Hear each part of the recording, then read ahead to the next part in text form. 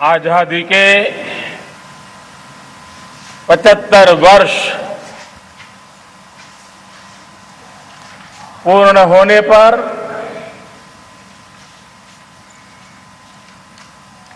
देशवासियों को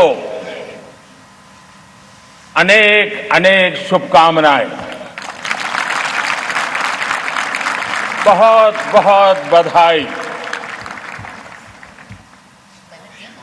न सिर्फ हिंदुस्तान का हर कोना, लेकिन दुनिया के हर कोने में आज किसी न किसी रूप में भारतीयों के द्वारा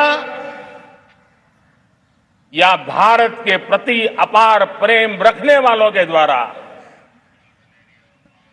विश्व के हर कोने में यह हमारा तिरंगा आन बान शान के साथ लहरा रहा है। मैं विश्व भर में फैले हुए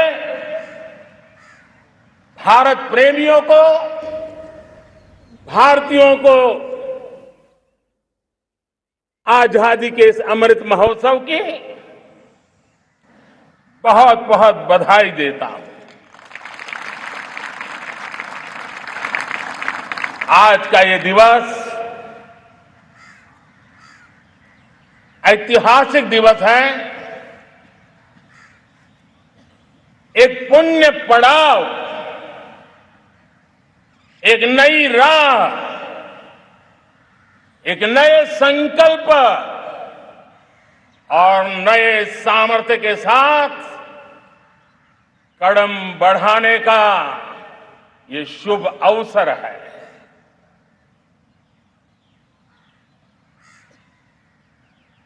आजादी के जंग में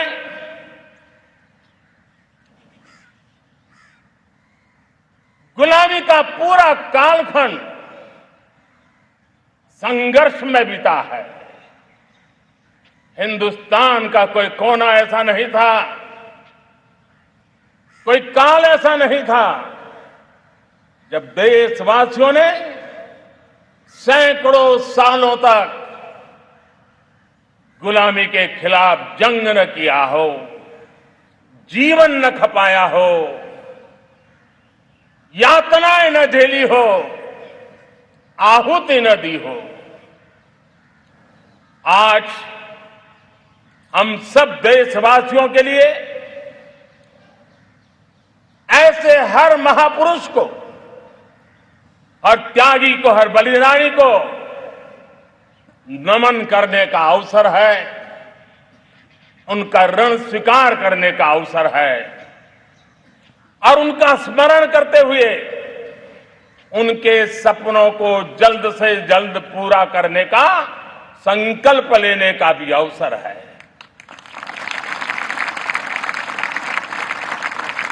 हम सभी देशवासी कृतज्ञ हैं पूज्य बापू के, नेताजी सुभाष चंद्र बोस के,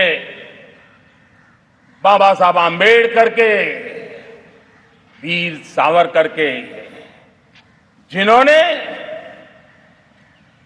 कर्तव्य पथ पर जीवन को खपा दिया। कर्तव्य पथ ही उनका जीवन पथ रहा। यह देश कृतज्ञ है मंगल पांडे, तात्या टोपे, भगत सिंह, सुखदेव, राजगुरु, चंद्रशेखर आजाद, अशफाक उल्लाह खान, राम प्रसाद बिस्मिल, अनगिनत ऐसे हमारे क्रांति वीरों ने अंग्रेजों की हुकूमत की नींव हिला दी थी।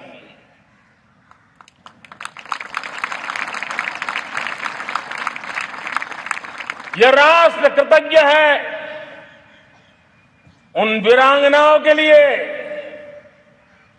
रानी लक्ष्मीबाई हो, झलकारी बाई, दुर्गा भाभी, रानी गाइदिन्ल्यो, रानी चेन्नम्मा, बेगम हजरत महल, वेलू निचियार।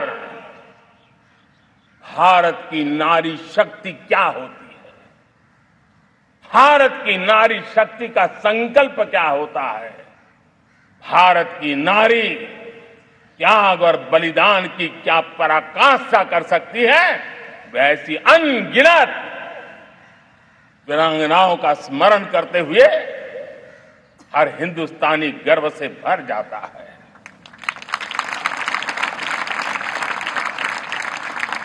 आजादी का जंग भी लड़ने वाले और आजादी के बाद देश बनाने वाले भी, डॉक्टर राजेंद्र प्रसाद जी हो, नेहरू जी हो, सरदार वल्लभ भाई पटेल, श्यामा प्रसाद मुखर्जी, लाल बहादुर शास्त्री, दीनदयाल उपाध्याय, जयप्रकाश नारायण, राम मनोहर लोहिया, आचार्य विनोबा भावे, नानाजी देशमुख, सुब्रमण्यम भारती, अनगिनत ऐसे महापुरुषों को आज नमन करने का अवसर है। जब आजादी के जंग की चर्चा करते हैं तो हम उन जंगलों में जीने वाले हमारे आदिवासी समाज का भी गौरव करना हम नहीं भूल सकते हैं। भगवान बिरसा मुंडा, सिद्धो कान्हू, अल्लूरी सीताराम राजू, गोविंद गुरु, अनगिनत नाम है जिन्होंने आजादी के आंदोलन की आवाज बन करके दूर सुदूर जंगलों में भी मेरे आदिवासी भाई बहनों में, माताओं में, युवकों में मातृभूमि के लिए जीने मरने की प्रेरणा जगाई। ये देश का सौभाग्य रहा है कि आजादी के जंग के कई रूप रहे हैं और उसमें एक रूप वो भी था जिसमें नारायण गुरु हो, स्वामी विवेकानंद हो, महर्षि अरविंदो हो, गुरुदेव रविंद्रनाथ टैगोर हो, ऐसे अनेक महापुरुष हिंदुस्तान के हर कोने में, हर काल में भारत की चेतना को जगाते रहे, भारत को चेतनवंत बनाते रहे। अमृत महोत्सव के दौरान देश ने पूरे एक साल से हम देख रहे हैं, 2021 में दांडी यात्रा से प्रारंभ हुआ, स्मृति दिवस को संवरते हुए हिंदुस्तान के हर जिले में, हर कोने में देशवासियों ने आजादी के अमृत महोत्सव के लक्षावधि कार्यक्रम किए हैं। शायद इतिहास में इतना विशाल, व्यापक, लंबा एक ही मकसद का उत्सव मनाया गया हो, वो शायद एक पहली घटना हुई होगी। और हिंदुस्तान के हर कोने में उन सभी महापुरुषों को याद करने का प्रयास किया गया जिनको किसी न किसी कारणवश इतिहास में जगह न मिली या उनको भुला दिया गया था। आज देश ने खोज खोज करके हर कोने में ऐसे वीरों को, महापुरुषों को, त्यागियों को, बलिदानियों को, सत्याग्रहियों को याद किया, नमन किया। अमृत महोत्सव के दरमियान इन सभी महापुरुषों को नमन करने का अवसर रहा। कल 14 अगस्त को भारत ने विभाजन विभीषिका स्मृति दिवस भी बड़े भारी मन से हृदय के गहरे गांवों को याद करते हुए उन कोटि कोटि जनों ने बहुत कुछ सहन किया था, तिरंगे की शान के लिए सहन किया था, मातृभूमि की मिट्टी से मोहब्बत के कारण सहन किया था और धैर्य नहीं खोया था। भारत के प्रति प्रेम ने नई जिंदगी की शुरुआत करने का उनका संकल्प नमन करने योग्य, प्रेरणा पाने योग्य है। आज जब हम आजादी का अमृत महोत्सव मना रहे हैं तो पिछले 75 साल में देश के लिए जीने मरने वाले, देश की सुरक्षा करने वाले, देश के संकल्पों को पूरा करने वाले, चाहे सेना के जवान हो, पुलिस के कर्मी हो, शासन में बैठे हुए ब्यूरोक्रेट्स हो, जनप्रतिनिधि हो, स्थानीय स्वराज की संस्थाओं के शासक प्रशासक रहे हो, राज्यों के शासक प्रशासक रहे हो, केंद्र के शासक प्रशासक रहे हो, 75 साल में इन सबके योगदान को भी आज स्मरण करने का अवसर है और देश के कोटि कोटि नागरिकों को भी, जिन्होंने 75 साल अनेक प्रकार की कठिनाइयों के बीच भी देश को आगे बढ़ाने के लिए अपने से जो हो सका वो करने का प्रयास किया है। मेरे प्यारे देशवासियों, 75 साल की हमारी ये यात्रा अनेक उतार चढ़ाव से भरी हुई है। सुख दुख की छाया मंडराती रही है और इसके बीच भी हमारे देशवासियों ने उपलब्धियां की है, पुरुषार्थ किया है, हार नहीं मानी है,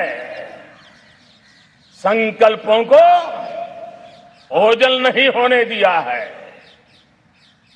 और इसलिए, और ये भी सच्चाई है कि सैकड़ों सालों के गुलामी के कालखंड ने भारत के मन को, भारत के मानवीय की भावनाओं को गहरे घाव किए थे, गहरी चोटें पहुंचाई थी, लेकिन उसके भीतर एक जिद भी थी, एक जिजीविषा भी थी, एक जुनून भी था, एक जोम भी था। और उसके कारण अभावों के बीच में भी, उपहास के बीच में भी, और जब आजादी का जंग अंतिम चरण में था तो देश को डराने के लिए, निराश करने के लिए, हताश करने के लिए सारे उपाय किए गए थे। अगर आजादी आई, अंग्रेज चले जाएंगे तो देश टूट जाएगा, बिखर जाएंगे, लोग अंदर अंदर लड़ करके मर जाएंगे, कुछ नहीं बचेगा, अंधकार युग में भारत चला जाएगा।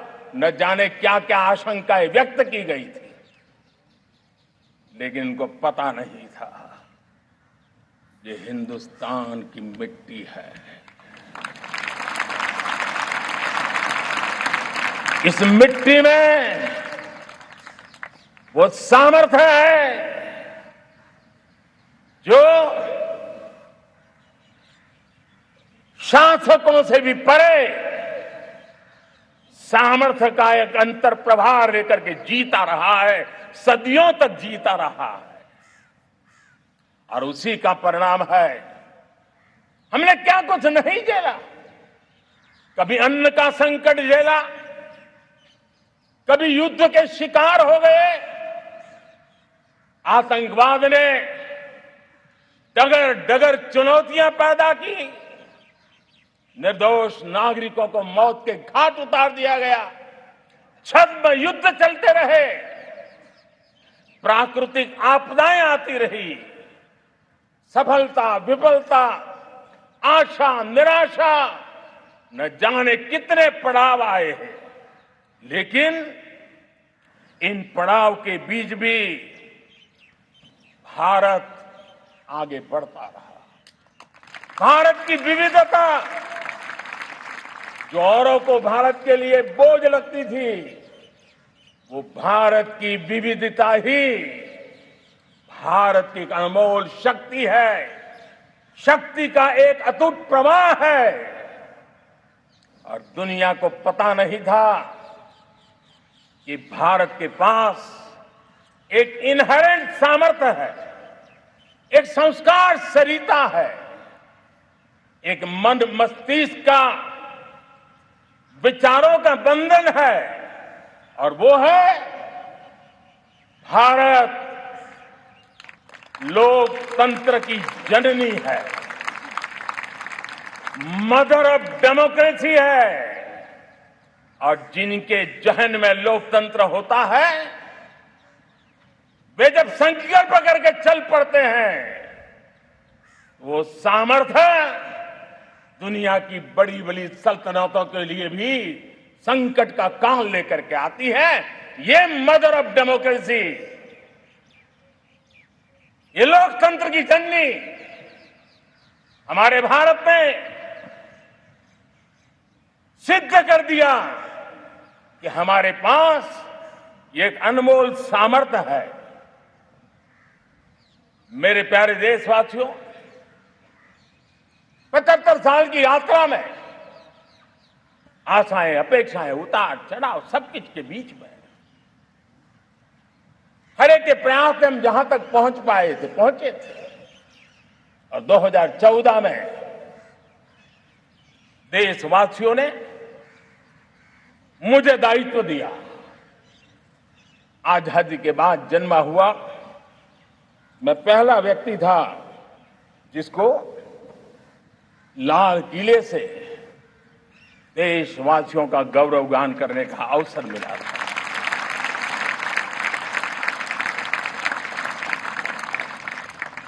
लेकिन मेरे दिल में जो भी आप लोगों से सीखा हूं, जितना आप लोगों को जान पाया हूं मेरे देशवासियों, आपके सुख दुख को समझ पाया हूं, देश की आशा अपेक्षाओं के भीतर वो कौन सी आत्मा बसती है, उसको जितना मैं समझ पाया हूं, उसको लेकर के मैंने अपना पूरा कालखंड देश के उन लोगों को एम्पावर करने में खपाया। मेरे दलित हो, शोषित हो, पीड़ित हो, वंचित हो, आदिवासी हो, महिला हो, युवा हो, किसान हो, दिव्यांग हो, पूरब हो, पश्चिम हो, उत्तर हो, दक्षिण हो, समुद्र का तट हो, हिमालय की कंदराएं हो, हर कोने में महात्मा गांधी का जो सपना था आखिर इंसान की चिंता करने का, महात्मा गांधी जी की आकांक्षा थी अंतिम छोर पर बैठे हुए व्यक्ति को समर्थ बनाने की, मैंने अपने आप को उसके लिए समर्पित किया। और उन 8 साल का नतीजा, आजादी के इतने दशकों का अनुभव, आज 75 साल के बाद जब अमृत काल की ओर कदम रख रहे हैं, अमृत काल की ये पहली प्रभात है, तब मैं एक ऐसे सामर्थ्य को देख रहा हूं और जिससे मैं गौरव से भर जाता हूं। देशवासियों, मैं आज देश का सबसे बड़ा सौभाग्य देख रहा हूं कि भारत का जनमन आकांक्षी जनमन है, एस्पिरेशनल सोसाइटी किसी भी देश की बहुत बड़ी अमानत होती है। और हमें गर्व है कि आज हिंदुस्तान के हर कोने में, हर समाज के हर वर्ग में, हर तबके में आकांक्षाएं उफान पर है। देश का हर नागरिक चीजें बदलना चाहता है, बदलते देखना चाहता है, लेकिन इंतजार करने को तैयार नहीं है, अपनी आंखों के सामने देखना चाहता है, कर्तव्य से जुड़ करके करना चाहता है, वो गति चाहता है, वो प्रगति चाहता है। 75 साल में संजोए हुए सारे सपने अपने ही आंखों के सामने पूरा करने के लिए वो लालायित है, उत्साहित है, उतावला भी है। कुछ लोगों को इसके कारण संकट हो सकता है, क्योंकि जब एस्पिरेशनल सोसाइटी होती है तब सरकारों को भी तलवार की धार पे चलना पड़ता है, सरकारों को भी समय के साथ दौड़ना पड़ता है। और मुझे विश्वास है, चाहे केंद्र सरकार हो, राज्य सरकार हो, स्थानीय स्वराज की संस्थाएं हो, किसी भी प्रकार की शासन व्यवस्था क्यों न हो, हर किसी को इन एस्पिरेशनल सोसाइटी को एड्रेस करना पड़ेगा। उनकी आकांक्षाओं के लिए हम ज्यादा इंतजार नहीं कर सकते।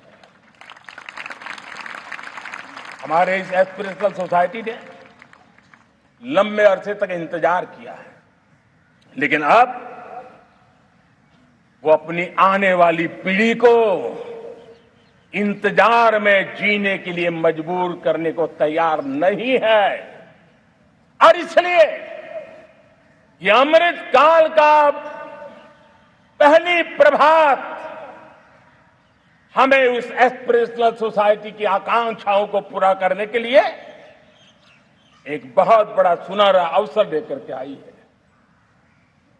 मेरे प्यारे देशवासियों, हमने पिछले दिनों देखा है, एक और ताकत का हमने अनुभव किया है, और वो है भारत में एक सामूहिक चेतना का पुनर्जागरण हुआ है। एक सामूहिक चेतना का पुनर्जागरण आजादी के इतने संघर्ष में से जो अमृत था वो अब संजोया जा रहा है, संकलित हो रहा है, संकल्प में परिवर्तित हो रहा है, पुरुषार्थ की पराकाष्ठा जुड़ रही है और सिद्धि का मार्ग नजर आ रहा है। ये चेतना, मैं समझता हूं कि चेतना का जागरण,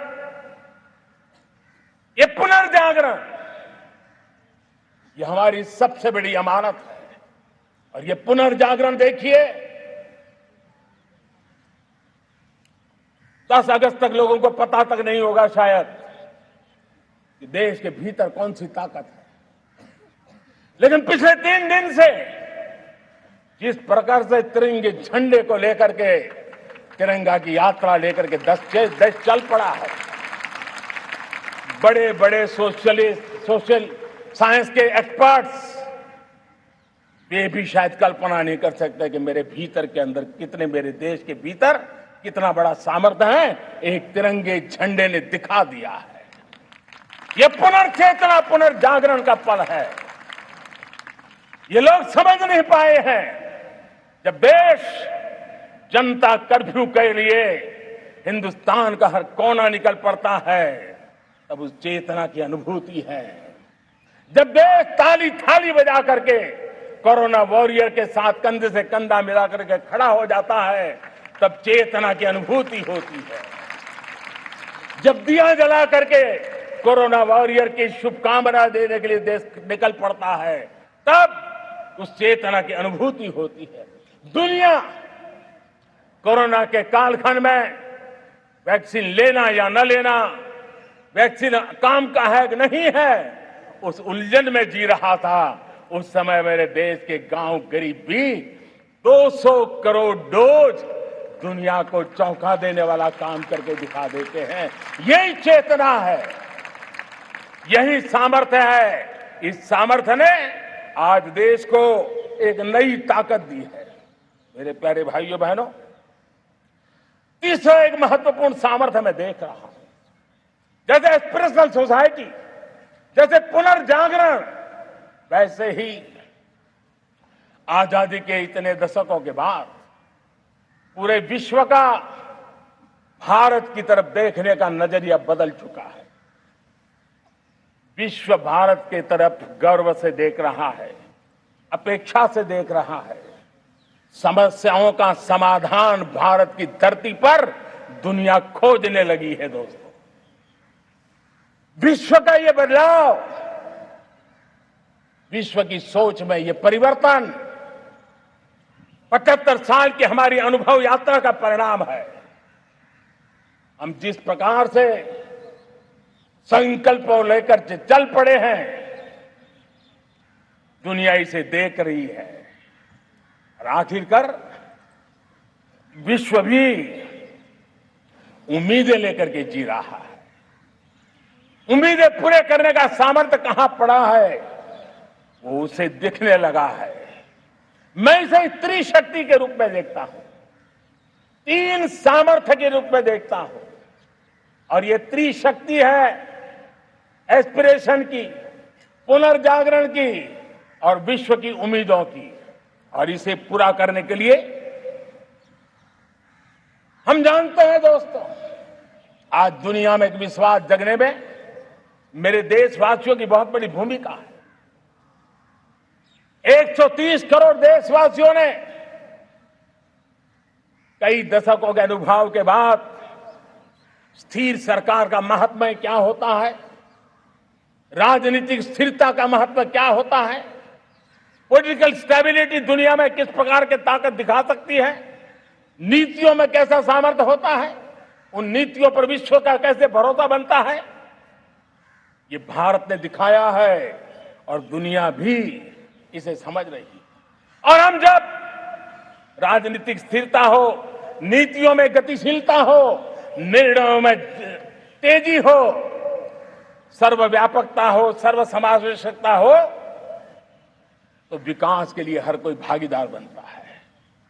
हमने सबका साथ सबका विकास का मंत्र लेकर के हम चले थे, लेकिन देखते ही देखते देशवासियों ने सबका विश्वास और सबका प्रयास से उसमें और रंग भर दिए हैं। और इसलिए हमने देखा है हमारी सामूहिक शक्ति को, हमारे सामूहिक सामर्थ्य को हमने देखा है। आजादी का अमृत महोत्सव जिस प्रकार से बनाया गया, जिस प्रकार से हर जिले में 75 अमृत सरोवर बनाने का अभियान चल रहा है, गांव गांव के लोग जुड़ रहे हैं, कार सेवा कर रहे हैं, अपने प्रयत्नों से अपने गांव में जल संरक्षण के लिए बड़ा अभियान चला रहे हैं। और इसलिए भाइयों बहनों, चाहे स्वच्छता का अभियान हो, चाहे गरीबों के कल्याण का काम हो, देश आज पूरी शक्ति से आगे बढ़ रहा है। लेकिन भाइयों बहनों, हम लोग आजादी के अमृत काल में हमारी 75 साल की यात्रा को, उसका गौरवगान करते रहेंगे, अपनी ही पीठ थपथपाते रहेंगे, तो हमारे सपने कहीं दूर चले जाएंगे। और इसलिए 75 साल का कालखंड कितना ही शानदार रहा हो, कितने ही संकटों वाला रहा हो, कितने ही चुनौतियों वाला रहा हो, कितने ही सपने अधूरे दिखते हो, उसके बावजूद भी आज जब हम अमृत काल में प्रवेश कर रहे हैं, अगले 25 वर्ष हमारे देश के लिए अत्यंत महत्वपूर्ण है। और इसलिए जब मैं आज मेरे सामने लाल किले पर से 130 करोड़ देशवासियों के सामर्थ्य का स्मरण करता हूं, उनके सपनों को देखता हूं, उनके संकल्पों की अनुभूति करता हूं, तो साथियों मुझे लगता है आने वाले 25 साल के लिए हमें उस 5 पंच प्राण पर अपनी शक्ति को केंद्रित करनी होगी, अपने संकल्पों को केंद्रित करना होगा, अपने सामर्थ्य को केंद्रित करना होगा। और हमें उन पंच प्राण को लेकर के 2047 जब आजादी के 100 साल होंगे, आजादी के दीवानों के सारे सपने पूरे करने का जिम्मा उठा करके चलना होगा। जब मैं पंच प्राण की बात करता हूं, तो पहला प्राण, अब देश बड़े संकल्प लेकर के ही चलेगा। बहुत बड़े संकल्प लेकर के चलना होगा और वो बड़ा संकल्प है विकसित भारत। अब उससे कुछ कम नहीं होना चाहिए। बड़ा संकल्प। दूसरा प्राण है किसी भी कोने में हमारे मन के भीतर, हमारे आदतों के भीतर गुलामी का एक भी अंश अगर भी अभी भी है तो उसको किसी भी हालत में बचने नहीं देना। अब 100% सैकड़ों साल की गुलामी ने जहां हमें जकड़ कर रखा है, हमारे मनोभाव को बांध करके रखा हुआ है, हमारी सोच में विकृतियां पैदा करके रखी है, हमें गुलामी की छोटी सी छोटी चीज भी कहीं नजर आती है, हमारे भीतर नजर आती है, हमारे आसपास नजर आती है, हमें उससे मुक्ति पानी ही होगी। ये हमारा दूसरी प्राण शक्ति है। तीसरी प्राण शक्ति, हमें हमारी विरासत पर गर्व होना चाहिए। हमारी विरासत के प्रति, क्योंकि यही विरासत है जिसने कभी भारत को स्वर्णिम काल दिया था, और यही विरासत है जो समय को अनुकूल परिवर्तन करने की आदत रखती है। यही विरासत है जो काल बाह्य छोड़ती रही है, नित्य नूतन स्वीकारती रही है। और इसलिए इस विरासत के प्रति हमें गर्व होना चाहिए। चौथा प्राण, वो भी उतना ही महत्वपूर्ण है, और वो है एकता और एकजुटता। 130 करोड़ देशवासियों में एकता,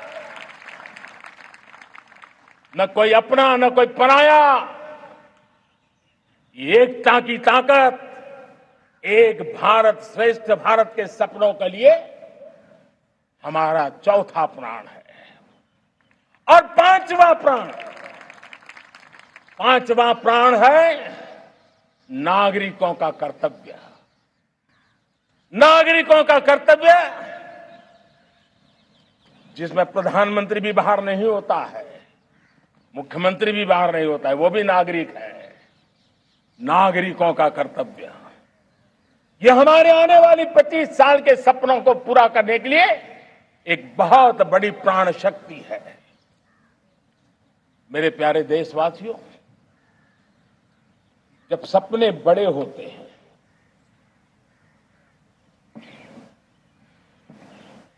जब संकल्प बड़े होते हैं, तो पुरुषार्थ भी बहुत बड़ा होता है, शक्ति भी बहुत बड़ी मात्रा में जुट जाती है। अब कोई कल्पना कर सकता है कि देश 40-42 के कालखंड को याद कीजिए। देश उठ खड़ा हुआ था, किसी ने हाथ में झाड़ू लिया था, किसी ने तकली ली थी, किसी ने रेंटिया लिया था, किसी ने सत्याग्रह का मार्ग चुना था, किसी ने संघर्ष का मान चुना था, किसी ने क्रांति की वीरता का रास्ता चुना था। लेकिन संकल्प बड़ा था आजादी, और ताकत देखिए, बड़ा संकल्प था तो आजादी लेके रहे। हम आजाद हो गए। अगर संकल्प छोटा होता, सीमित होता, तो शायद आज भी संघर्ष करने के दिन चालू रहते। लेकिन संकल्प बड़ा था तो हमने हासिल भी किया। मेरे प्यारे देशवासियों, अब आज जब अमृत काल की पहली प्रभात है, तो हमें इस 25 साल में विकसित भारत बना के रहना है। अपनी आंखों के सामने और जो 20, 22, 25 साल के नौजवान मेरे देश के मेरे सामने हैं, मेरे देश के नौजवानों, जब देश आजादी के 100 साल मनाएगा तब आप 50-55 के हुए होंगे। मतलब आपके जीवन का ये स्वर्णिम काल, आपकी उम्र के ये 25-30 साल भारत के सपनों को पूरा करने का काल है। आप संकल्प लेकर के मेरे साथ चल पड़िए साथियों, तिरंगे झंडे की शपथ लेकर के चल पड़िए। हम सब पूरी ताकत से लगे आए। बड़ा संकल्प, मेरा देश विकसित देश होगा, डेवलप कंट्री होगा। विकास के हर पैरामीटर में हम मानव केंद्रीय व्यवस्था को विकसित करेंगे। हमारे केंद्र में मानव होगा, हमारे केंद्र में के मानव की आशा आकांक्षाएं होगी। हम जानते हैं भारत जब बड़े संकल्प करता है तो करके भी दिखाता है। जब मैंने यहां स्वच्छता की बात कही थी मेरे पहले भाषण में, देश चल पड़ा, जिससे जहां हो सका स्वच्छता की ओर आगे बढ़ा और गंदगी के प्रति नफरत एक स्वभाव बनता गया। यही तो देश है जिसने इसको करके दिखाया है और कर भी रहा है, आगे भी कर रहा है। यही तो देश है जिसने वैक्सीनेशन, दुनिया दुविधा में थी, 200 करोड़ का लक्ष्य पार कर लिया, समय सीमा में कर लिया, पुराने सारे रिकॉर्ड तोड़ के कर लिया। ये देश कर सकता है। हमने तय किया था देश को खाड़ी के तेल पर हम गुजारा करते हैं, झाड़ी के तेल की ओर कैसे बढ़े। 10% इथेनॉल ब्लेंडिंग का सपना बड़ा लगता था, पुराना इतिहास बताता था संभव नहीं है, लेकिन समय से पहले 10% इथेनॉल ब्लेंडिंग करके देश ने इस सपने को पूरा कर दिया। भाइयों बहनों, 2.5 करोड़ लोगों को इतने कम समय में बिजली कनेक्शन पहुंचाना छोटा काम नहीं था, देश ने करके दिखाया। लाखों परिवारों के घर में जल से नल, नल से जल, नल से जल पहुंचाने का काम आज देश तेज गति से कर रहा है। खुले में शौच से मुक्ति भारत के अंदर आज संभव हो पाया है। मेरे प्यारे देशवासियों, अनुभव कहता है कि एक बार हम सब संकल्प लेकर के चल पड़े तो हम निर्धारित लक्ष्यों को पार कर सकते हैं। रिन्यूएबल एनर्जी का लक्ष्य हो, देश में नए मेडिकल कॉलेज बनाने का इरादा हो, डॉक्टरों की तैयारी करवानी हो, हर क्षेत्र में पहले से गति बहुत बड़ी है। और इसलिए मैं कहता हूं, अब आने वाले 25 साल बड़े संकल्प के हो। यही हमारा प्राण, वही हमारा प्रण भी होना चाहिए। दूसरी बात मैंने कही है, उस प्राण शक्ति की मैंने चर्चा की है कि गुलामी की मानसिकता। देश की सोचिए भाइयों, कब तक दुनिया हमें सर्टिफिकेट बांटती रहेगी? कब तक दुनिया के सर्टिफिकेट पर हम गुजारा करेंगे? क्या हम अपने मानक नहीं बनाएंगे? क्या 130 करोड़ का देश अपने मानकों को पार करने के लिए पुरुषार्थ नहीं कर सकता है? हमें किसी भी हालत में औरों के जैसा दिखने की कोशिश करने की जरूरत नहीं है। हम जैसे हैं वैसे, लेकिन सामर्थ्य के साथ खड़े होंगे, ये हमारा मिजाज होना चाहिए। हमें गुलामी से मुक्ति चाहिए। हमारे मन के भीतर दूर दूर 7 समंदर के नीचे भी गुलामी का तत्व नहीं बच रहना चाहिए। और मैं आशा देखता हूं, जिस प्रकार से नई राष्ट्रीय शिक्षा नीति बनी है, जिस मंथन के साथ बनी है, कोटि कोटि लोगों के विचार प्रवाह को संकलित करते हुए बनी है, और भारत की धरती की जमीन से जुड़ी हुई शिक्षा नीति बनी है। रसकस हमारी धरती के मिले हैं। हमने जो कौशल्य पर बल दिया है, ये एक ऐसा सामर्थ्य है जो हमें गुलामी से मुक्ति की ताकत देगा। हमने देखा है कभी कभी तो हमारी टैलेंट भाषा के बंधनों में बन जाती है। यह गुलामी की मानसिकता का परिणाम है। हमें हमारे देश की हर भाषा पे गर्व होना चाहिए। वो हमें भाषा आती हो या ना आती हो, लेकिन मेरे देश की भाषा है, मेरे पूर्वजों ने दुनिया को दी हुई ये भेंट सौगात है, हमें गर्व होना चाहिए। मेरे साथियों, आज डिजिटल इंडिया का रूप हम देख रहे हैं, स्टार्टअप देख रहे हैं। कौन लोग हैं? ये वो टैलेंट है जो टियर 2, टियर 3 सिटी में किसी गांव गरीब के परिवार में बसी हुए लोग हैं। ये हमारे नौजवान हैं जो आज नई नई खोज के साथ दुनिया के सामने आ रहे हैं।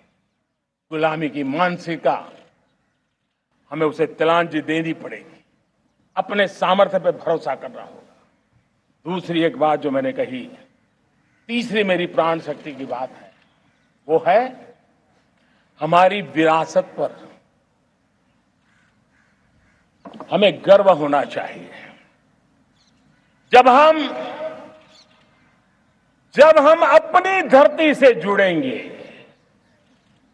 जब हम अपनी धरती से जुड़ेंगे, तभी तो ऊंचा उड़ेंगे।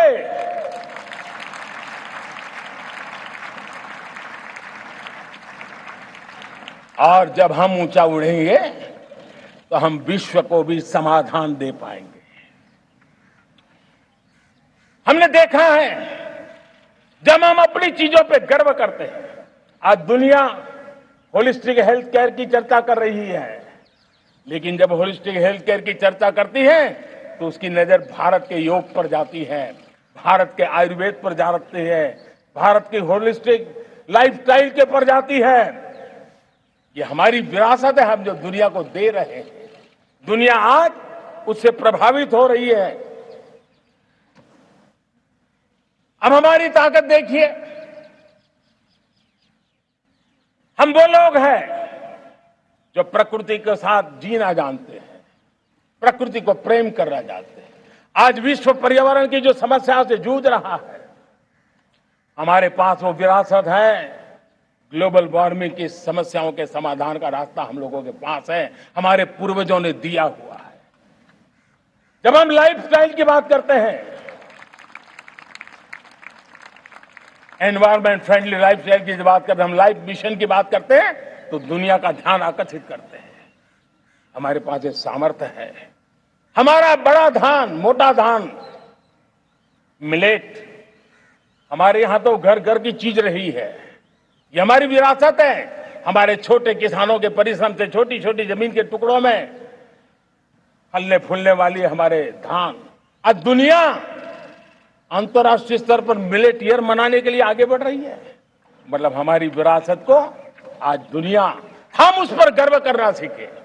हमारे पास दुनिया को बहुत कुछ देना है। हमारे फैमिली वैल्यूज, विश्व के सामाजिक तनाव की जब चर्चा हो रही है, व्यक्तिगत तनाव की चर्चा होती है तो लोगों को योग दिखता है, सामूहिक तनाव की बात होती है तब भारत की पारिवारिक व्यवस्था दिखती है। संयुक्त परिवार की एक पूंजी सदियों से हमारी माताओं बहनों के त्याग बलिदान के कारण परिवार नाम की जो व्यवस्था विकसित हुई, ये हमारी विरासत है। इस विरासत पर हम गर्व कैसे करें? हम तो वो लोग हैं जो जीव में भी शिव देखते हैं। हम वो लोग हैं जो नर में नारायण देखते हैं। हम वो लोग हैं जो नारी तो नारायणी कहते हैं। हम वो लोग हैं जो पौधे में परमात्मा देखते हैं। हम वो लोग हैं जो नदी को मां मानते हैं। हम वो लोग हैं जो हर कंकर में शंकर देखते हैं। यह हमारा सामर्थ्य है। हर नदी में मां का रूप देखते हैं। पर्यावरण की इतनी व्यापकता, विशालता, ये हमारा गौरव। हम विश्व के सामने जब खुद गर्व करेंगे तो दुनिया करेगी। भाइयों बहनों, हम वो लोग हैं जिसने दुनिया को वसुधैव कुटुंबकम का मंत्र दिया। हम वो लोग हैं जो दुनिया को कहते हैं एकम सत विप्रहा बदो वदंती, आज जो होलियर देन दाव का जो संकट चल रहा है, तुझसे बड़ा मैं हूं, ये जो तनाव का कारण बना हुआ है, दुनिया को एकम सत विप्रादा बहुधा वदंती का ज्ञान देने वाली विरासत हमारे पास है। जो कहते हैं सत्य एक है, जानकार लोग उसको अलग अलग तरीके से कहते हैं। ये गौरव हमारा है। हम लोग हैं जो कहते हैं यत पिंडे तत् ब्रह्मांडे। कितनी बड़ी सोच है। जो ब्रह्मांड में है वो हर जीव मात्र में है। यत पिंडे तत् ब्रह्मांडे, ये कहने वाले हम लोग हैं। हम वो लोग हैं जितने दुनिया का कल्याण देखा है। हम जन कल्याण से जग कल्याण के राही रहे हैं। जन कल्याण से जग कल्याण की राह पर चलने वाले हम लोग जब दुनिया की कामना करते हैं तब कहते हैं सर्वे अपनी सुखिनो संतु सर्वे संतु निरामया। सबके सुख की बात, सबके आरोग्य की बात करना, यह हमारी विरासत है। और इसलिए हम बड़ी शान के साथ हमारी इस विरासत का गर्व करना सीखें। ये प्राण शक्ति है हमारी, जो हमें 25 साल के सपनों पूरा करने के लिए जरूरी है। उसी प्रकार से मेरे प्यारे देशवासियों, एक और महत्वपूर्ण विषय है एकता, एकजुटता। इतने बड़े देश को, उसकी विविधता को हमें सेलिब्रेट करना है। इतने पंथ परंपराएं, ये हमारे आन बान शान है। कोई नीचा नहीं, कोई ऊंचा नहीं है, सब बराबर है। कोई मेरा नहीं, कोई पराया नहीं, सब अपने हैं। ये भाव एकता के लिए बहुत जरूरी है। घर में भी एकता की नींव तभी रखी जाती है जब बेटे बेटी एक समान हो। अगर बेटे बेटी एक समान नहीं होंगे तो एकता के मंत्र नहीं गूंज सकते हैं। जेंडर इक्वलिटी हमारी एकता के लिए पहली शर्त। जब हम एकता की बात करते हैं, अगर हमारे एक ही पैरामीटर हो, एक ही मानदंड हो, जिस मानदंड को हम कहें इंडिया फर्स्ट, मैं जो कुछ भी कर रहा हूं, जो भी सोच रहा हूं, जो बोल रहा हूं, इंडिया फर्स्ट के अनुकूल है, एकता का रास्ता खुल जाएगा। दोस्त, हमें एकता से बांधने का वो मंत्र है, हमें इसको पकड़ना है। मुझे पूरा विश्वास है कि हम समाज के अंदर ऊंच नीच के भेदभावों से, मेरे तेरे के भेदभावों से हम सब की पुजारी बने।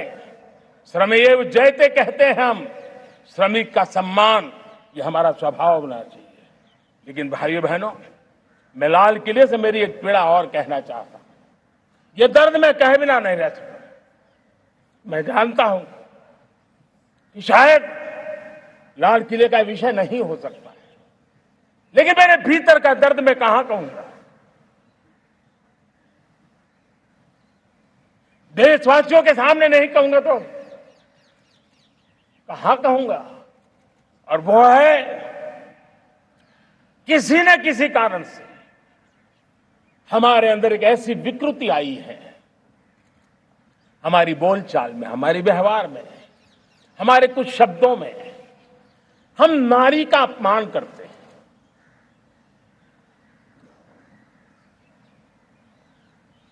क्या हम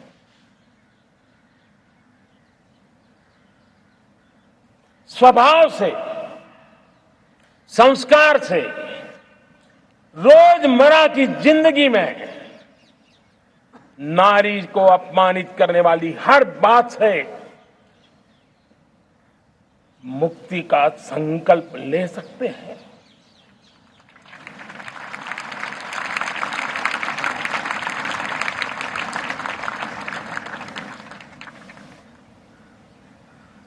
नारी का गौरव राष्ट्र के सपने पूरे करने में बहुत बड़ी पूंजी बनने वाला है।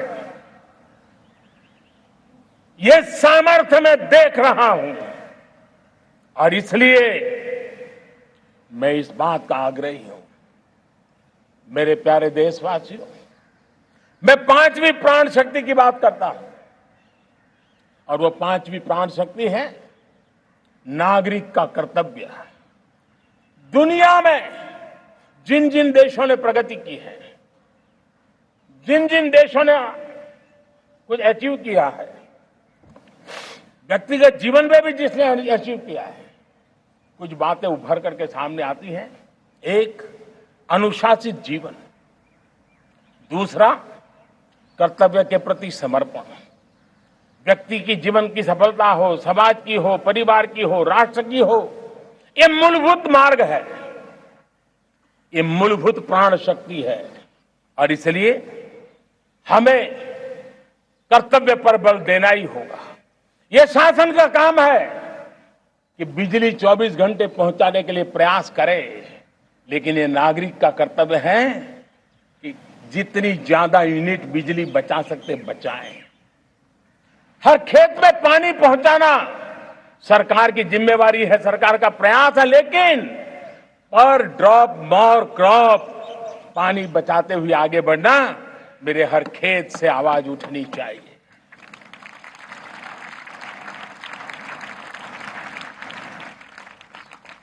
केमिकल मुक्त खेती, ऑर्गेनिक फार्मिंग, प्राकृतिक खेती, ये हमारा कर्तव्य है। साथियों, चाहे पुलिस हो या पीपल हो, शासक हो या प्रशासक हो, ये नागरिक कर्तव्य से कोई अछूता नहीं हो सकता है। हर कोई अगर नागरिक के कर्तव्यों को निभाएगा तो मुझे विश्वास है कि हम इच्छित लक्ष्य को प्राप्त करने में समय से पहले सिद्धि प्राप्त कर सकते हैं। मेरे प्यारे देशवासियों, आज महर्षि अरविंदो की जन्म जयंती भी है। मैं उस महापुरुष के चरणों में नमन करता हूं, लेकिन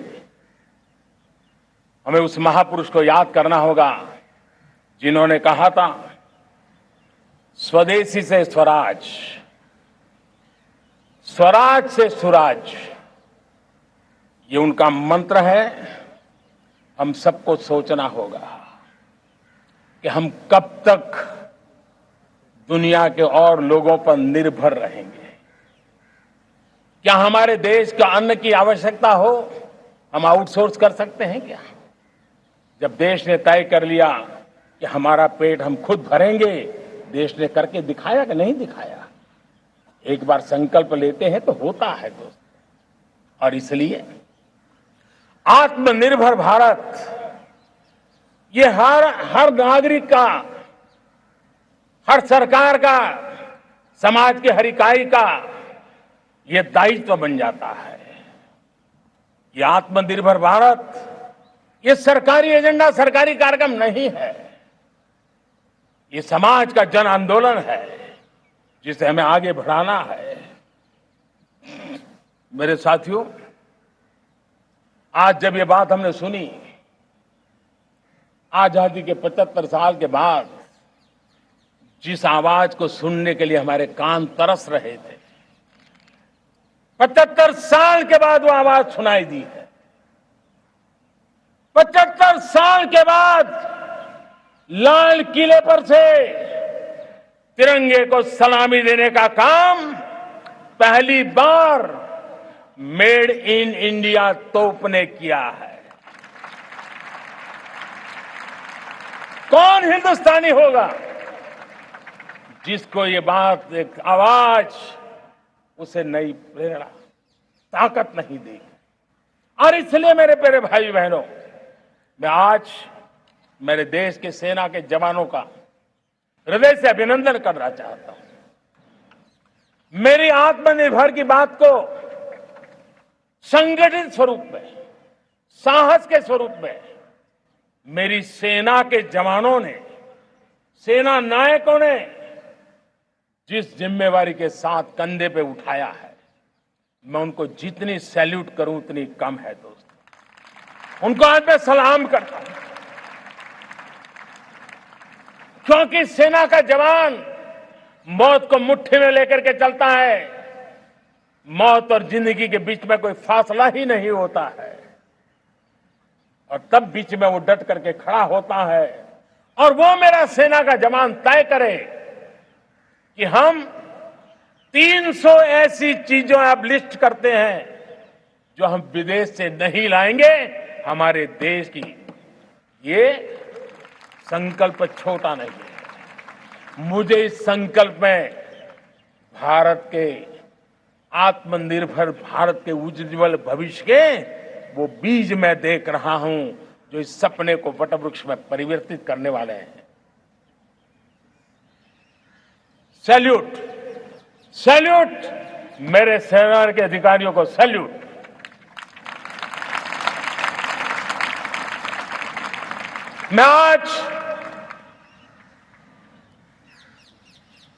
मैं मेरे छोटे छोटे बालकों को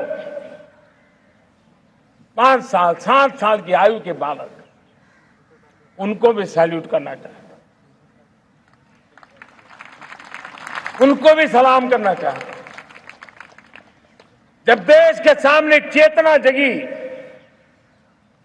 मैंने सैकड़ों परिवारों से सुना है 5-5, 7 साल के बच्चे घर में कह रहे हैं कि अब हम विदेशी खिलौने से नहीं खेलते।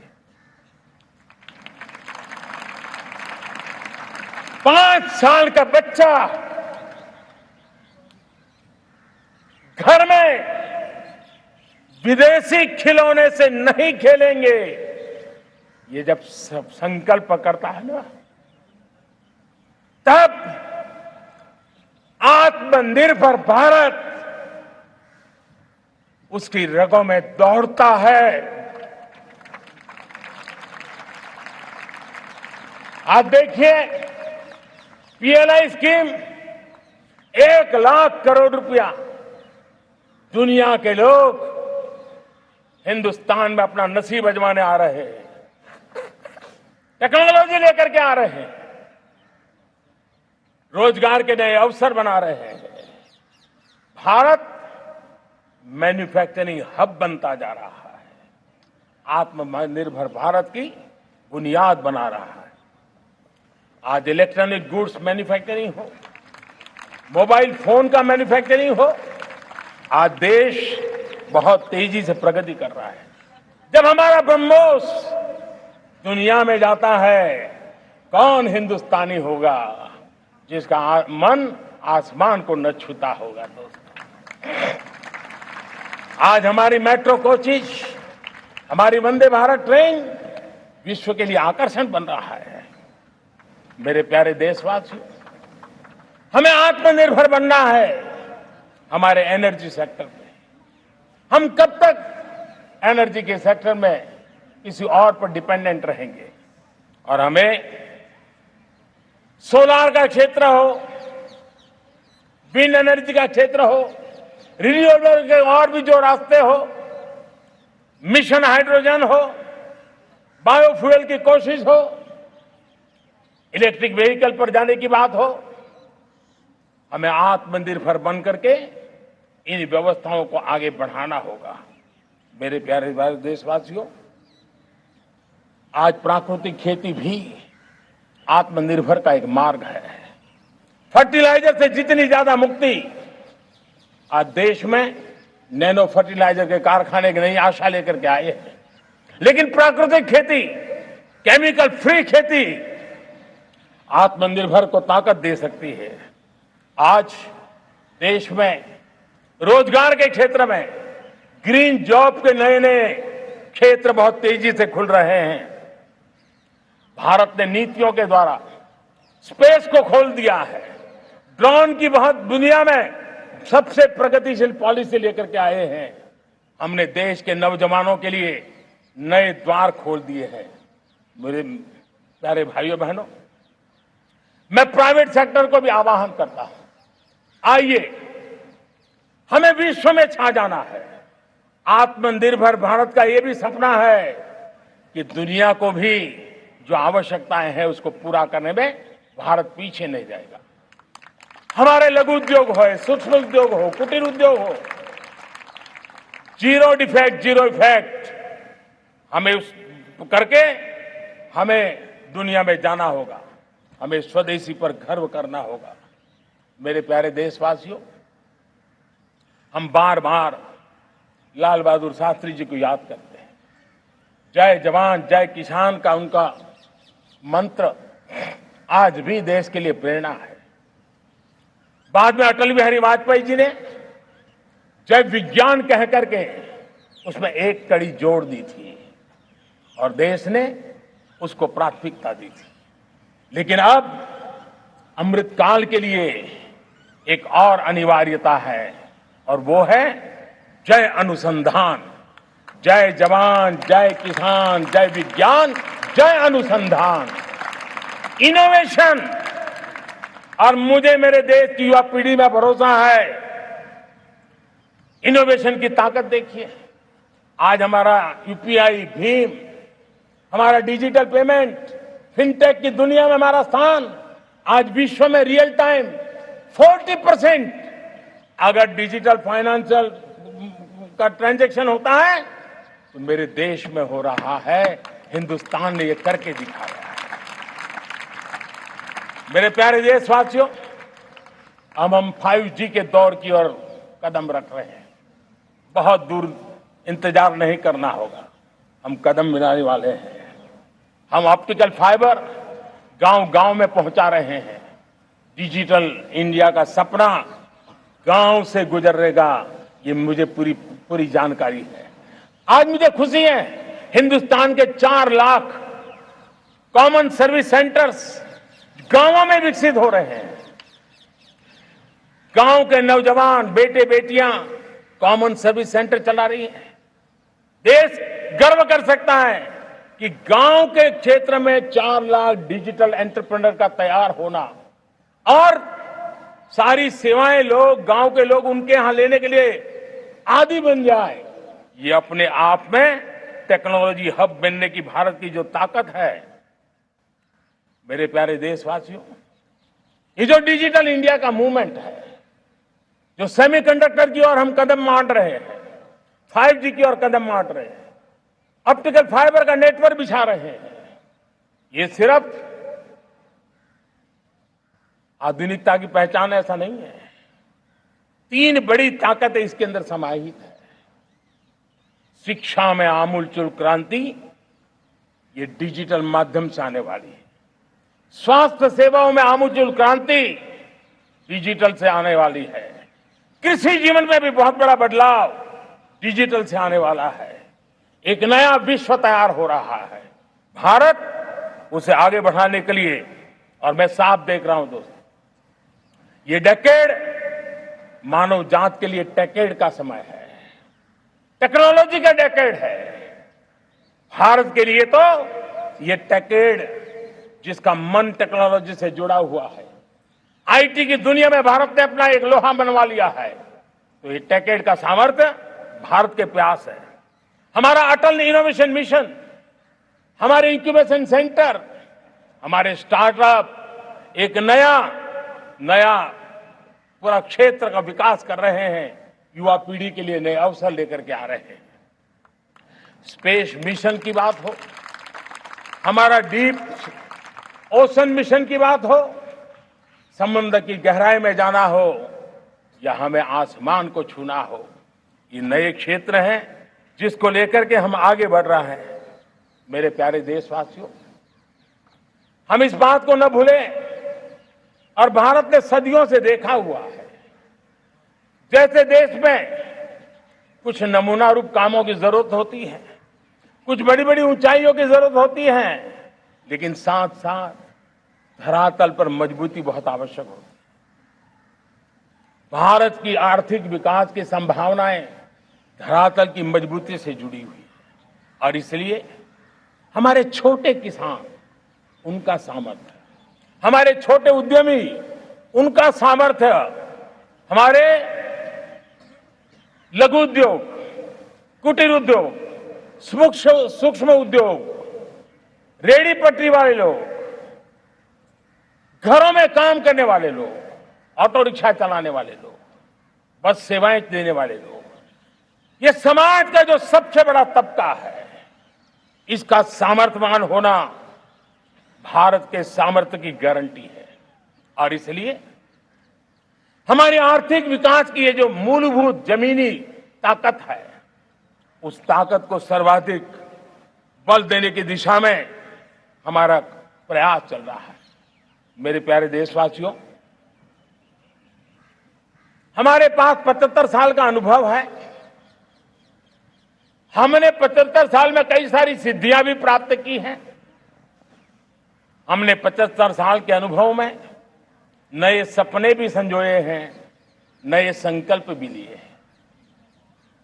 लेकिन अमृतकाल के लिए हमारे मानव संसाधन का ऑप्टिमम आउटकम कैसे हो, हमारी प्राकृतिक संपदा का ऑप्टिमम आउटकम कैसे हो, इस लक्ष्य को लेकर के हमें चलना है। और तब मैं पिछले कुछ सालों से अनुभव से कहना चाहता हूं, आपने देखा होगा आज अदालत के अंदर देखिए, हमारी वकील के क्षेत्र में काम करने वाले हमारी नारी शक्ति किस ताकत के साथ नजर आ रही है। आप ग्रामीण क्षेत्र में जनप्रतिनिधि के रूप में देखिए, हमारी नारी शक्ति किस मिजाज से, समर्पित भाव से अपनी गांवों की समस्याओं को सुलझाने में लगी हुई है। आज ज्ञान का क्षेत्र देख लीजिए, विज्ञान का क्षेत्र देख लीजिए, हमारे देश की नारी शक्ति सिरमौर नजर आ रही है।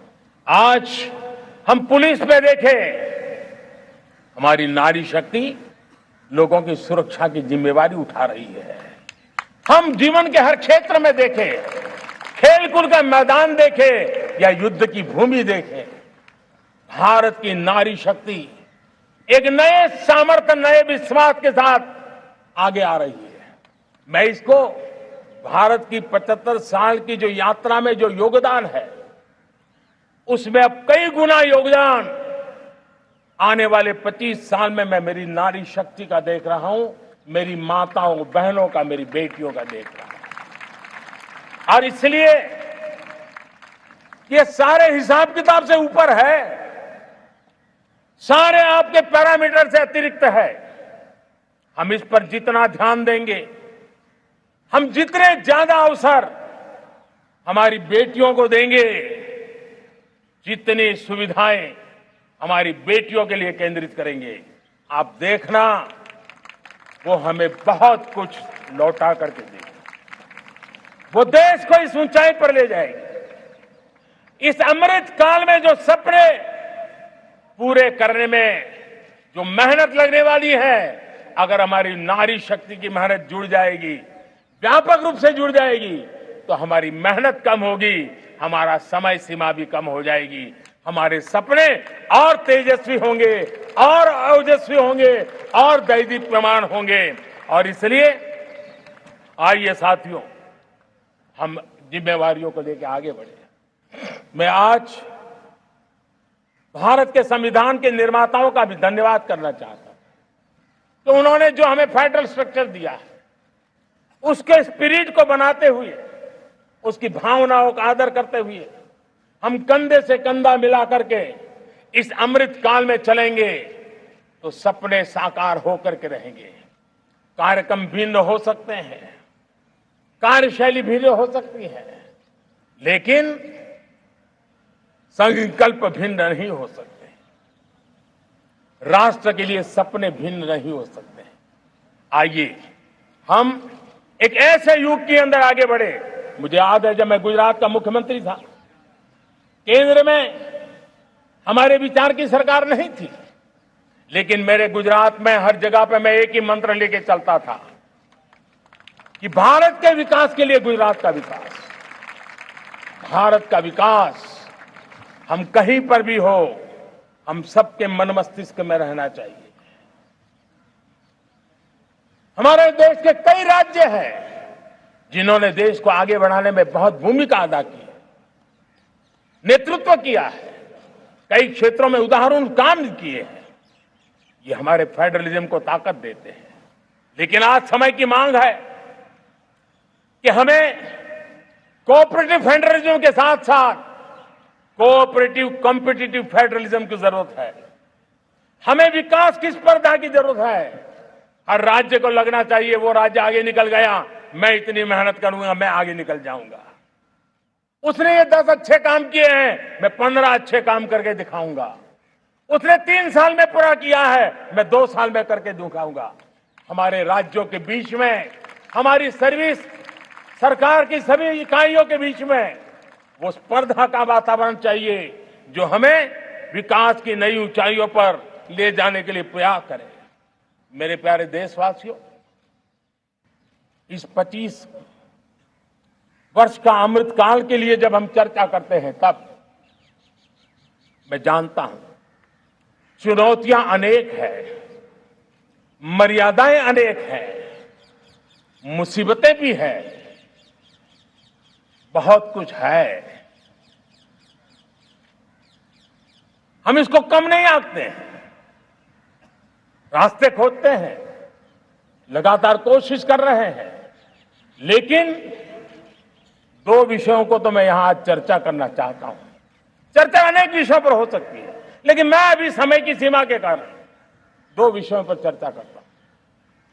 और मैं मानता हूं हमारे इन सारी चुनौतियों को कारण, विकृतियों के कारण, बीमारियों के कारण इस 25 साल का अमृतकाल, उस पर शायद अगर हमने समय रहते नहीं चेते, समय रहते समाधान नहीं किए, तो वो ये विकराल रूप ले सकते हैं। और इसलिए मैं सबकी चर्चा न करते हुए 2 पर जरूर चर्चा करना चाहता हूं। एक है भ्रष्टाचार, दूसरा है भाई भतीजावाद, परिवारवाद। भारत जैसे लोकतंत्र में जहां लोग गरीबी से जूझ रहे हैं, जब एक तरफ से देखते हैं कि एक तरफ वो लोग हैं जिनके पास रहने के लिए जगह नहीं है, दूसरी पर वो तरह लोग हैं जिनको अपना चोरी किया हुआ माल रखने के लिए जगह नहीं है, ये स्थिति अच्छी नहीं है। और इसलिए हमें भ्रष्टाचार के खिलाफ पूरी ताकत से लड़ना है।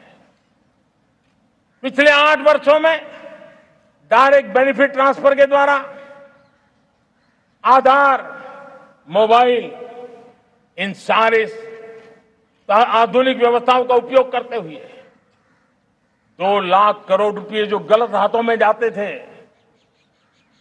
उसको बचा करके देश की भलाई के लिए काम लगाने में हम सफल हुए हैं।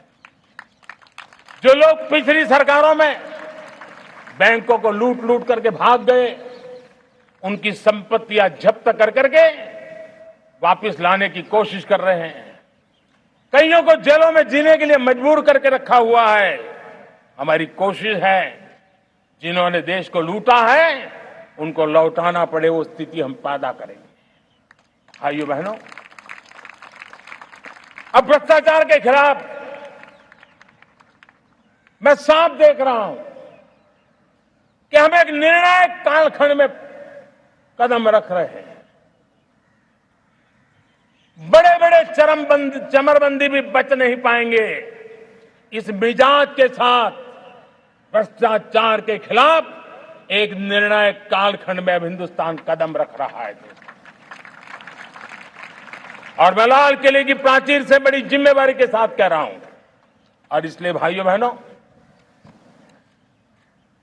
भ्रष्टाचार दीमक की तरह देश को खोखला कर रहा है।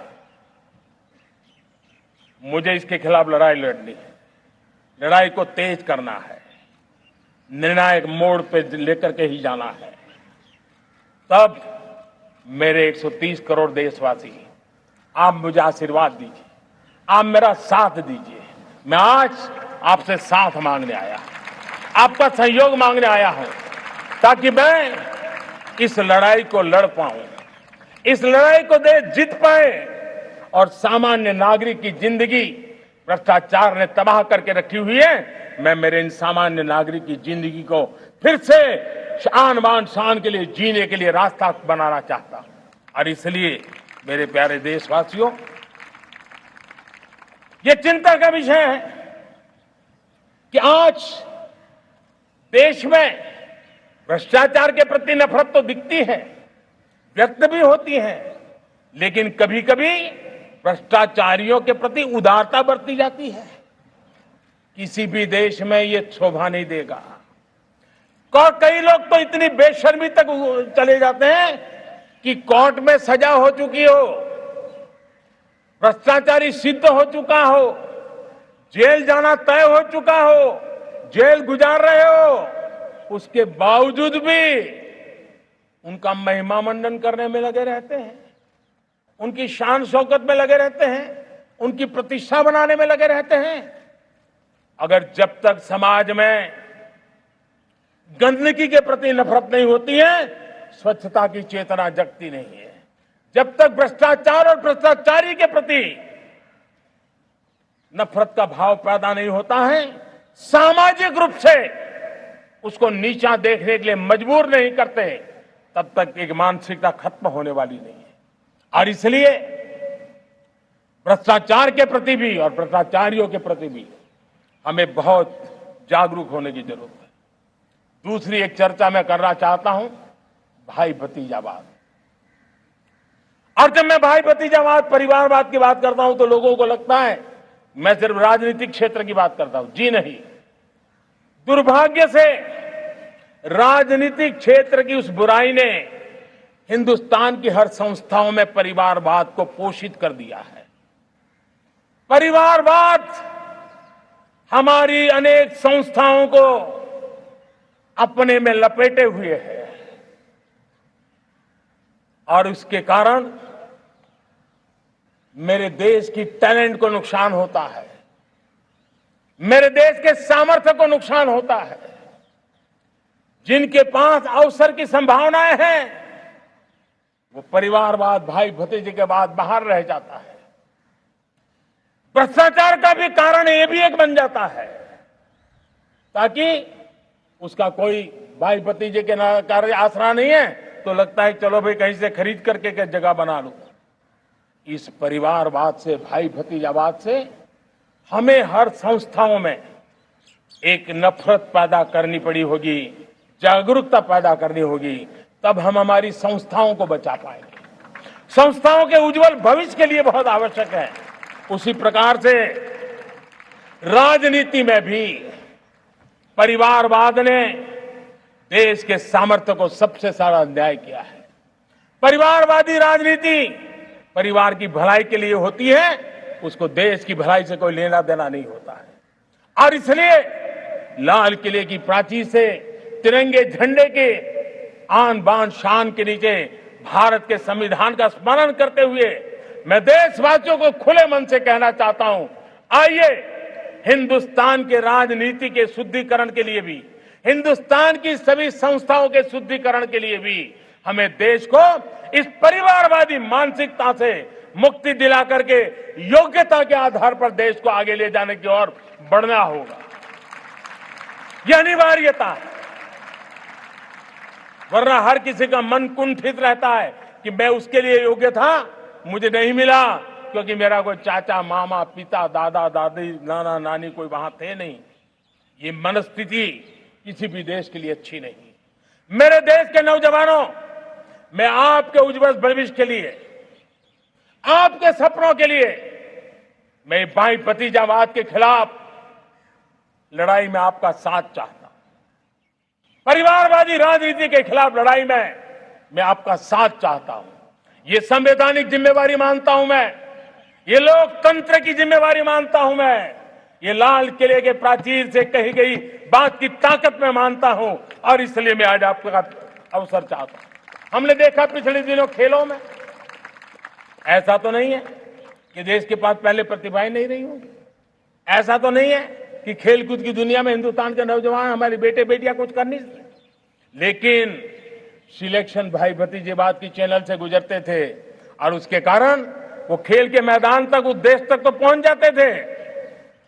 जीत हार से उन्हें लेना देना नहीं था, लेकिन जब ट्रांसपेरेंसी आई, योग्यता के आधार पर खिलाड़ियों का चयन होने लगा, पूर्ण पारदर्शिता से खेल के मैदान में सामर्थ्य का सम्मान होने लगा, आज देखिए दुनिया में खेल के मैदान में भारत का तिरंगा फहरता है, भारत का राष्ट्रगान गाया जाता है, गर्व होता है और परिवारवाद से मुक्ति होती है, भाई भतीजावाद से मुक्ति होती है, तो ये नतीजे आते हैं।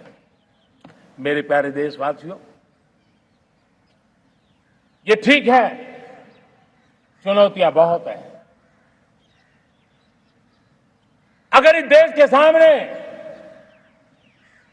करोड़ों संकट है तो करोड़ों समाधान भी है, और मेरा 130 करोड़ देशवासियों पर भरोसा है। 130 करोड़ देशवासी निर्धारित लक्ष्य के साथ, संकल्प के प्रति समर्पण के साथ, जब 130 करोड़ देशवासी एक कदम आगे रखते हैं ना, तो हिंदुस्तान 130 करोड़ कदम आगे बढ़ जाता है। इस सामर्थ्य को लेकर के हमने आगे बढ़ना है। इस अमृत काल में, जब ये अमृत काल की पहली बेला है, पहली प्रभात है, हमें आने वाले 25 साल को एक पल भी भूलना नहीं है।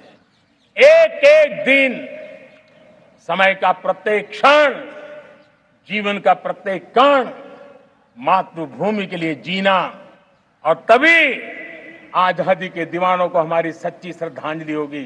तभी 75 साल तक देश को यहां तक पहुंचाने में जिन जिन लोगों ने योगदान किया, उनका पुण्य स्मरण हमें काम आएगा। मैं देशवासियों से आग्रह करते हुए, नई संभावनाओं को संजोते हुए, नए संकल्पों को पार करते हुए, आगे बढ़ने का विश्वास लेकर के आज अमृत काल का आरंभ करते हैं। आजादी का अमृत महोत्सव अब अमृत काल की दिशा में पलट चुका है, आगे बढ़ चुका है। तब इस अमृत काल में सबका प्रयास अनिवार्य है, सबका प्रयास ही परिणाम लाने वाला है। टीम इंडिया की भावना ही देश को आगे बढ़ने वाली है। 130 करोड़ देशवासियों की ये टीम इंडिया एक टीम के रूप में आगे बढ़ करके सारे सपनों को साकार करेंगे। इसी पूरे विश्वास के साथ मेरे साथ बोलिए, जय हिंद, जय हिंद, जय हिंद, भारत माता की, भारत माता की, भारत माता की, वंदे वंदे वंदे।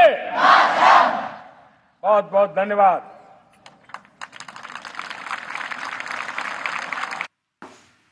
എഴുപത്തിയാറാം സ്വാതന്ത്ര്യ ദിനത്തിന്റെ ഔപചാരികമായ ഉദ്ഘാടനമായിരിക്കുന്നു. ഡൽഹിയിലെ ചെങ്കോട്ടയിൽ പ്രധാനമന്ത്രി നരേന്ദ്രമോദി ദേശീയ പതാക ഉയർത്തിയതുകൂടിയാണ്.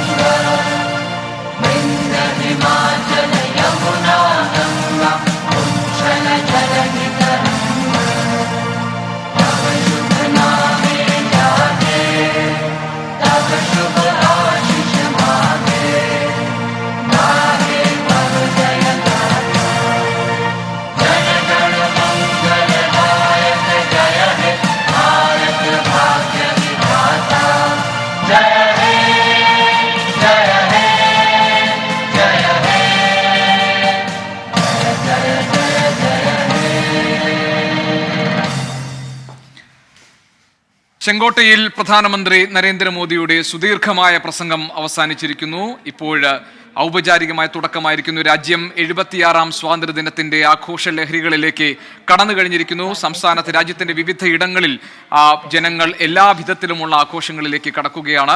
പോരാളികളുടെ സ്വപ്നം സാക്ഷാത്കരിക്കപ്പെടണം. ഇനിയുള്ള 25 വർഷം രാജ്യത്തെ സംബന്ധിച്ച് അതിനിർണായകമാണ്. 5 ലക്ഷ്യങ്ങളാണ് നമ്മുടെ മുന്നിൽ ഉള്ളത്. പഞ്ചനിഷ്ഠ പ്രതിജ്ഞ ഏറ്റെടുത്തുകൊണ്ടാണ് നരേന്ദ്രമോദി ഇന്ന് സംസാരിച്ചത്. വികസനത്തിൽ നമ്മുടെ രാജ്യം ഒന്നാമതാകണം എന്നതാണ് ഈ പ്രതിജ്ഞയിൽ ആദ്യത്തേത്. ഏത് അടിമത്തവും അവസാനിപ്പിക്കണം എന്ന് അദ്ദേഹം ആഹ്വാനം ചെയ്യുന്നു. സ്വാതന്ത്ര്യദിന പ്രസംഗത്തിൽ പൈതൃകത്തിൽ അഭിമാനിക്കണം എന്ന് പ്രധാനമന്ത്രി രാജ്യത്തെ ജനങ്ങളോട് പറഞ്ഞു. രാജ്യത്തിന്റെ ഐക്യം ഊട്ടിയുറപ്പിക്കുകയാണ് നമ്മുടെ മുന്നിലുള്ള ഏറ്റവും പ്രധാനപ്പെട്ട ലക്ഷ്യം. പൗരന്മാർ അവരുടെ കടമ നിർവഹിക്കണം. രാജ്യത്തെ ലോകത്തിന്റെ മുന്നിലേക്ക് ഉയർത്തിക്കൊണ്ടുവരാൻ, രാജ്യത്തിന്റെ യശസ്സും അഭിമാനവും ഉയർത്താൻ വേണ്ടി എല്ലാ പൗരന്മാരും ശ്രമിക്കണം എന്ന ആഹ്വാനം നൽകിക്കൊണ്ടാണ് 76ാം സ്വാതന്ത്ര്യ ദിനത്തിൽ പ്രധാനമന്ത്രി നരേന്ദ്രമോദി രാഷ്ട്രത്തെ അഭിസംബോധന ചെയ്തിരിക്കുന്നത്.